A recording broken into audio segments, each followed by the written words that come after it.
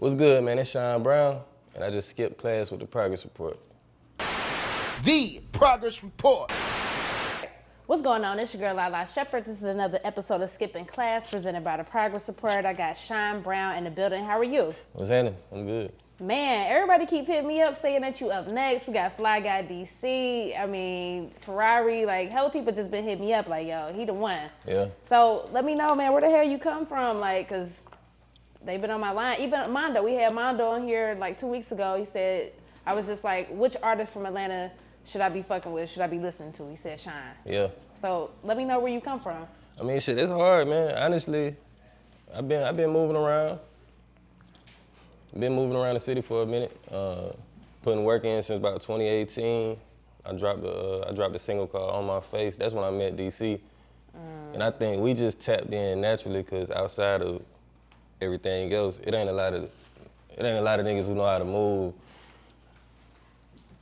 as a hustler anyway, before they even, you know what I'm saying, put their feet on the ground trying to do this music. So I think we gained respect off of that aspect and got cool and built a cool friendship. And then came Ferrari, it was the same thing. And since I really jumped in and got my feet wet and got to moving, they got their hands on everything. They want to make the phone calls for me. They want to be managers and big brothers at the same time. So, I mean, looking at who they is, who am I to say no? You know what I mean? Go ahead, make the call. That's a big blessing. And even my homegirl, Maya Simone, she had called me personally too. Yeah. So that's hard. But you know, like I said, just really what really stood out to me was the producer, because I listened to the producers. I fuck with the producers because they set the tone for shit. Yeah. So when Mondo hit me and said that, I'm like, wow, that's big. Yeah, and see, I'm cool with not being too prideful to speak up when I see somebody moving their feet. And I feel like, you know what I'm saying, like, it's a good person for me to know. So with Mondo, they had dropped Hidden in 2017. I ain't really catch on to it until 2018 when I was pushing my song at the same time. So I ended up running into him and Moo in a lot of the same situations. And I just had admired how they was moving. I had learned a lot from them at the time. And it just put me in a situation where I'm like, this is somebody I need to work with. This is somebody I need to know. And I'm always gonna shoot my shot, you know what I'm saying, to work with somebody, whether it go through or not. So it took us, what's crazy is from 2018, it took us until this year to tap in, but it's just because we were just moving so fast in different directions, and then they song had took off. So I just had to respect it and support it, and then just wait my turn to work with them. I feel like we've been making hits since we got together. Nah, that's hard. And talk about growing up in East Atlanta. Who was some of your musical influences? Shit, all of them. I mean, everybody from Tip, who not, you know what I'm saying, I'm a fan of the whole Atlanta, really. Started out with Tip, going outside of Atlanta, Wayne, some of my big brothers, and Bankroll Fresh, we talking about Gucci, Future. I can name the whole East Side, really, we going that way. Truck, like I listen to everybody in Atlanta at one point. You know what I'm saying? RP my brother. But yeah, I mean, I fuck with the whole Atlanta, really. And I listen to a lot of up and comers too. Like, my biggest thing is, I like to know what's next. I like to be ahead of the curve. You know what I'm saying? Catch some shit before it take off. So I feel like that's where you can really see somebody's potential. So I listen to a lot of up and coming shit too. Nah, for sure. And you know, in your experience, what was it like growing up in East Atlanta though? Growing up, I mean, it was cool. I was a football player, so sports, you know what I'm saying? Really nothing else. I ain't really had no life. What was your position? Everything. Okay. You know what I'm saying? I'm that guy. Everything. I ain't bullshitting ass on. But nah, I spent a lot of time just really focused on that. I thought I was gonna go to the league for real.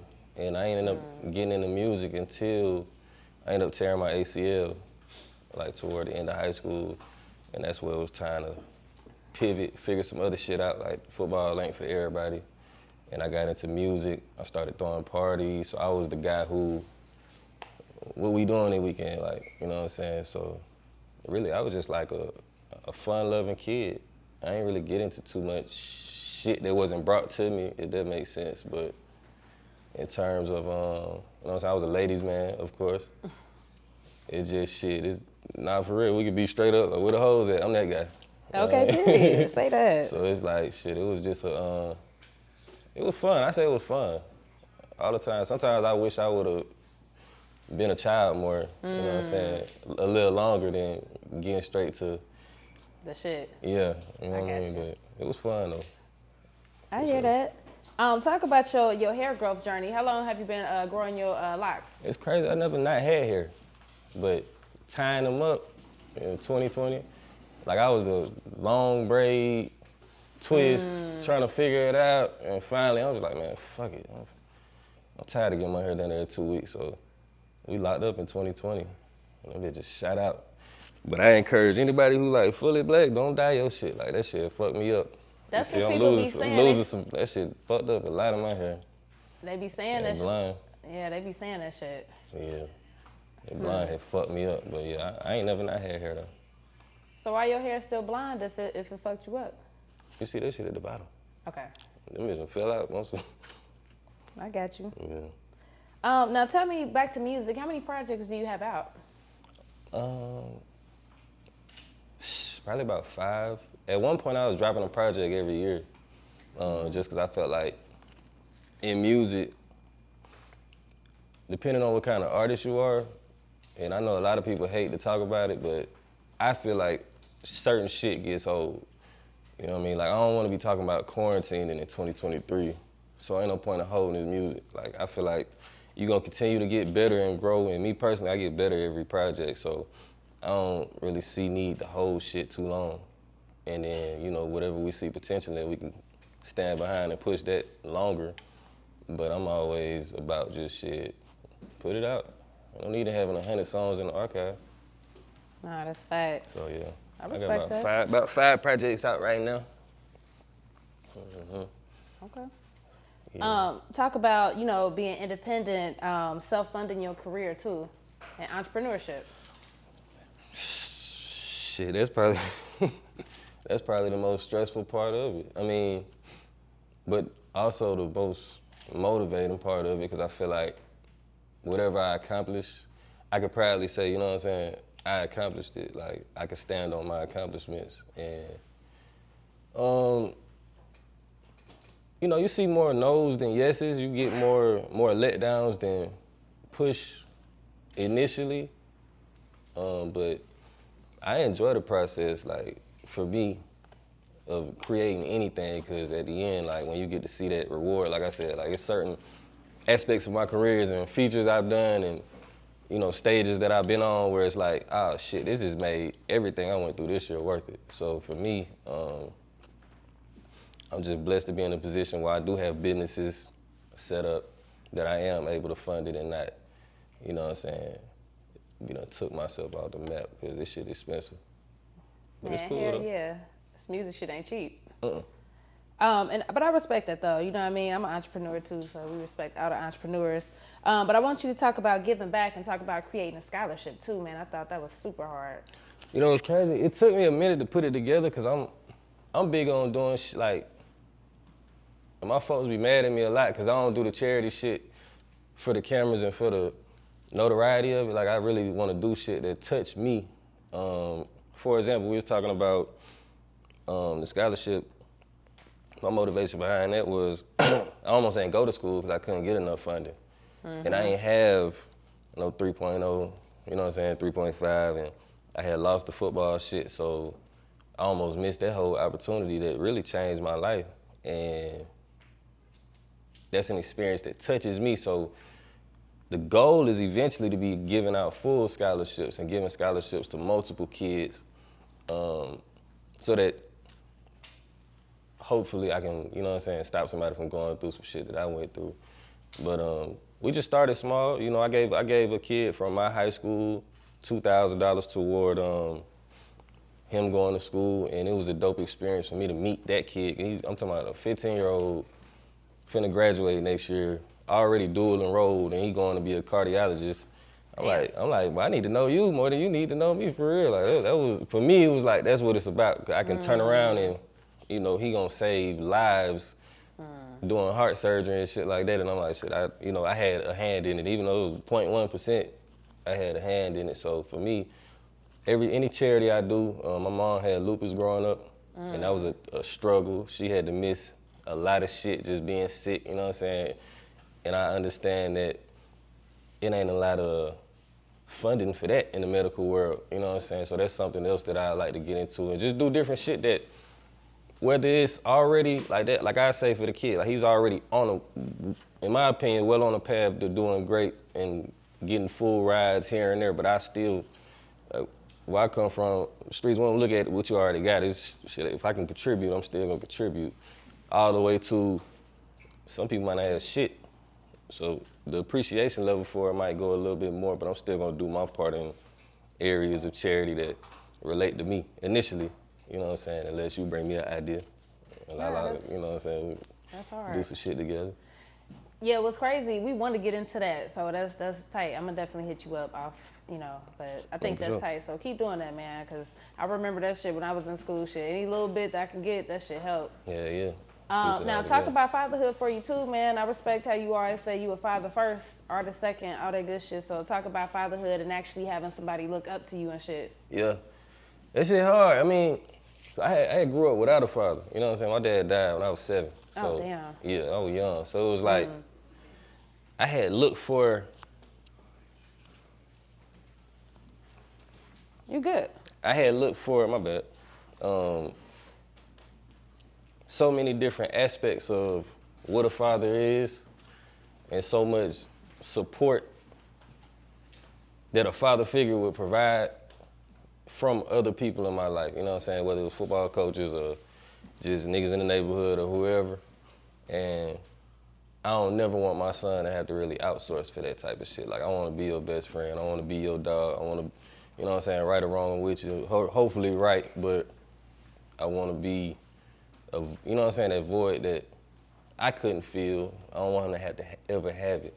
So that motivates me in different aspects, and it kind of leads me to sometimes be like, man, I got to chill. You know what I'm saying? I be done did too much, but I just don't want to miss a moment. Like, I ain't missed nothing since he was in the womb. I ain't missed no appointment to today. Like, I ain't missed nothing, so I pride myself on that. And I don't know, I just feel like that turned me up. Like, when I found out he was on the way, to this day, it's like nothing been the same. Like, everything just turned up. I got something to live for. It calmed me down too. I used to be a little crazy little motherfucker, but it calmed me down, got me grounded, and it just gave me a different level of motivation. Like, I feel like you can only get from having kids. And I got one on the way, so it's gonna be even crazier. That's what's up. Yeah. Nah, I fuck with you off the strength that you handle your responsibilities. I love that. Yeah. I love that. So if people ain't tapped into you yet, why should they listen to you? This shit, it's real. I mean, I feel like I got a large range of relatable music from every aspect. It ain't just street, it ain't just about women, it ain't just about partying, it ain't just about pain, it's all of it. So I feel like regardless, we gonna relate in some area of this music. Like, I ain't never just gonna drop a project that just sound one way. So I just feel like I can touch than anybody, white, black, blue. You know what I'm saying? We all, at the end of the day, go through some kind of similar same shit. So I feel like, you know, very relatable music. For sure. You know what I mean? So what you got coming up next? Working on a project, man. We gotta get this project together. It's hard, cause like I said, you know, I'm kinda gonna contradict myself, but not really, cause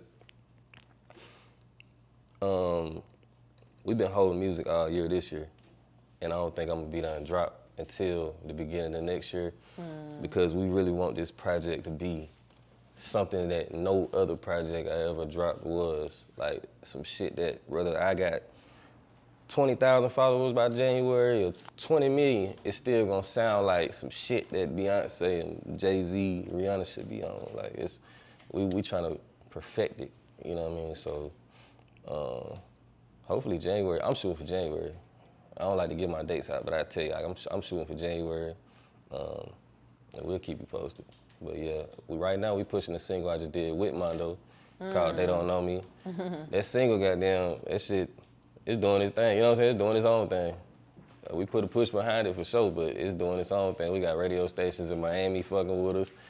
out of nowhere, you know. So of course, DC making phone calls helps, but it's different when somebody can build their own relationship with you too. Like nah, I really rock with Buddy. Like I've been getting a lot of that kind of love, so it's dope. I say this year, shit done turned up for real. You know what I mean? In a way that I ain't seen yet that it could. So the motivation is back, is right where it need to be.